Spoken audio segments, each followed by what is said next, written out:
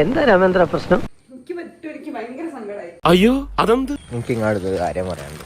താൻ വെറുതെ വ്യക്തമായിട്ട് പറയണോ. ഞാനിപ്പോ ആളെടുത്തും ദേഷ്യം പിടിച്ച അങ്ങോട്ട് പോകുന്നത്. അത് ദേഷ്യം കൊണ്ടല്ല, ഈ അപസ്മാരം പോലത്തെ രോഗാന്നാ ഡോക്ടർമാര് പറയണത്. അപ്പൊ ഇന്ന് പെണീറ്റപ്പോ ഞാൻ അമ്മേനോട് വെറുതെ ഉറക്കപ്പിച്ചില്ലെന്ന് ചോദിച്ച പോലെ ചോദിച്ചതാ. നീ ഒന്നും പണയണ്ട. ഞാൻ ഇവിടെ അമ്മ ഒരു അമ്മയാണെന്ന് ചോദിച്ചു. അങ്ങനെ ചോദിക്കരുത്. എന്റെ ഭാഗത്താണ് കംപ്ലീറ്റ് മിസ്റ്റേക്ക്. ശരി, പറ്റിപ്പോയടാ. വേണ്ട വേണ്ട, നീ പലതവണ പറഞ്ഞതാ, കേട്ടില്ല.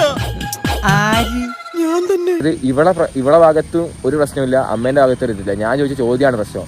ഈ വീട്ടിലെ ഏറ്റവും വലിയ ദുരന്തമാണ്. ഞാൻ രാവിലെ എണീറ്റ് അമ്മനെ ഹെൽപ്പ് ചെയ്യുന്നില്ല. അത് ഞങ്ങൾ ആരും അറിഞ്ഞില്ല.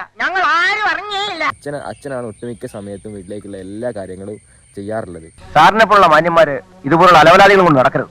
എന്ത് ചെയ്യാനാ, കഞ്ഞിയും വെള്ളവും കുടിച്ച് ജീവിച്ചോട്ടെ നേരിയ. ഇതിന്റെ ഇടയിൽ കിടന്ന് പെടുന്നത് ഞാനാ. ഇതൊക്കെ കേട്ടിട്ട് എന്റെ മസിൽസ് വെട്ടി കേറിയിട്ട് വയ്യ. ഞാൻ വിചാരിക്കും നിങ്ങളെന്താ വിചാരിക്കാറോ, ഞാൻ രാവിലെ എണീറ്റ് ചോറ് ഭക്ഷണം കഴിക്കുക, ഉച്ചയ്ക്ക് എണീറ്റ് ചോറ് കഴിക്കുക, ഇതാണ് എന്റെ പരിപാടി എന്നൊക്കെ നിങ്ങൾ വിചാരിക്കുന്നുണ്ടാവും. പക്ഷെ എനിക്കൊന്നും മനസ്സിലാവുന്നില്ല. അപ്പൊ ഈ ഇരിക്കുന്ന നീ, ഈ ഇരിക്കണം ഞാനില്ലേ?